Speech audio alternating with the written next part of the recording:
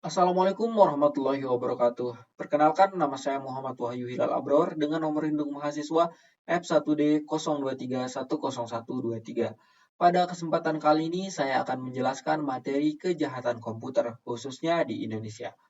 Langsung saja, kejahatan komputer telah menjadi ancaman serius bagi masyarakat Indonesia. Dengan semakin meningkatnya penggunaan teknologi digital, pelaku kejahatan komputer memanfaatkan kerentanan sistem untuk merugikan individu, organisasi, serta pemerintah. Kemudian untuk lebih jelasnya, kita akan membahas bagaimana definisi dan jenis-jenis dari kejahatan komputer. Yang pertama itu adalah definisinya. Kejahatan komputer adalah segala bentuk aktivitas ilegal yang dilakukan dengan menggunakan komputer atau jaringan komputer sebagai alat atau sasaran. Kemudian yang kedua adalah jenis-jenisnya. Phishing, perentasan, pencurian data, ransomware, dan penyebaran malware adalah beberapa contoh jenis dari kejahatan komputer yang sering terjadi. Kemudian yang selanjutnya adalah contoh kasus kejahatan komputer yang ada di Indonesia. Di sini saya mengambil kasusnya Bjorka. Pada September tahun 2022, seorang perentas bernama Bjorka mengklaim telah merentas dan menjual data pribadi jutaan warga Indonesia, termasuk data dari Komisi Pemilihan Umum atau KPU dan aplikasi Peduli Lindungi. Klaim ini dipublikasikan di forum online yang sering digunakan oleh hacker untuk menjual data curian. Kasus ini menimbulkan kekhawatiran publik terkait keamanan data pribadi, dan pemerintah Indonesia merespon dengan menyelidiki sumber kebocoran dan memperketat keamanan cyber. Kasus ini menyoroti pentingnya perlindungan data pribadi di era digital. Kemudian yang selanjutnya adalah bagaimana dampak kejahatan komputer bagi masyarakat. Yang pertama tentunya adalah kerugian finansial. Individu dan organisasi dapat mengalami kerugian finansial akibat dari pencurian data, peretasan, dan penipuan online. Kemudian yang selanjutnya adalah pelanggaran privasi. Kebocoran data pribadi dapat mengancam keamanan dan privasi masyarakat. Kemudian yang selanjutnya adalah kerusakan reputasi.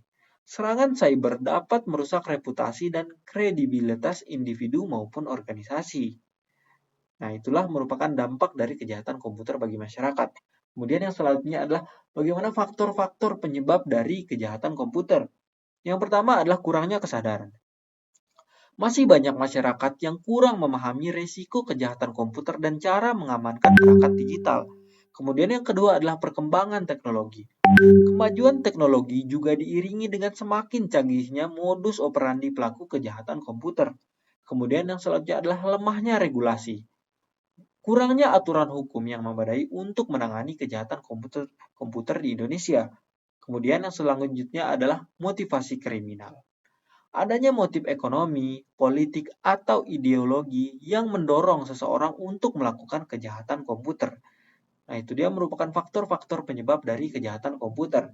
Kemudian yang selanjutnya adalah bagaimana upaya pencegahan kejahatan komputer. Yang pertama adalah kesadaran masyarakat.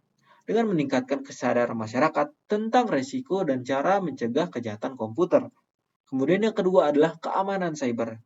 Dengan menerapkan protokol keamanan cyber yang memadai untuk melindungi sistem dan data. Kemudian yang terakhir adalah kerjasama lintas sektor. Dengan membangun kerjasama antara pemerintah, swasta, dan masyarakat untuk menangani kejahatan komputer secara komprehensif.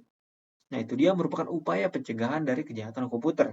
Yang selanjutnya adalah bagaimana peran pemerintah dalam penanganan kejahatan komputer. Yang pertama itu adalah regulasi, dengan membuat aturan hukum yang jelas dan tegas untuk menangani kejahatan komputer. Kemudian yang kedua adalah penegakan hukum, dengan meningkatkan kapabilitas aparat penegak hukum dalam menangani kasus kejahatan komputer.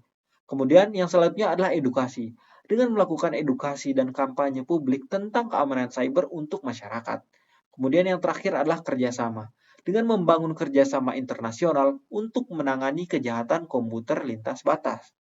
Nah, itu dia merupakan peran pemerintah dalam penanganan kejahatan komputer. Kemudian yang selanjutnya adalah bagaimana peran masyarakat dalam mencegah kejahatan komputer. Yang pertama adalah dengan meningkatkan kesadaran. Masyarakat harus menyadari dan memahami potensi ancaman kejahatan komputer.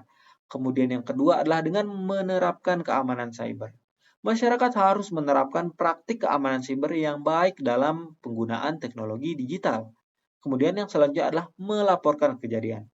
Masyarakat harus segera melaporkan setiap kejadian atau indikasi terkait kejahatan komputer. Nah, itu dia merupakan peran masyarakat dalam mencegah kejahatan komputer. Nah, sekarang kita masuk ke kesimpulan dan saran.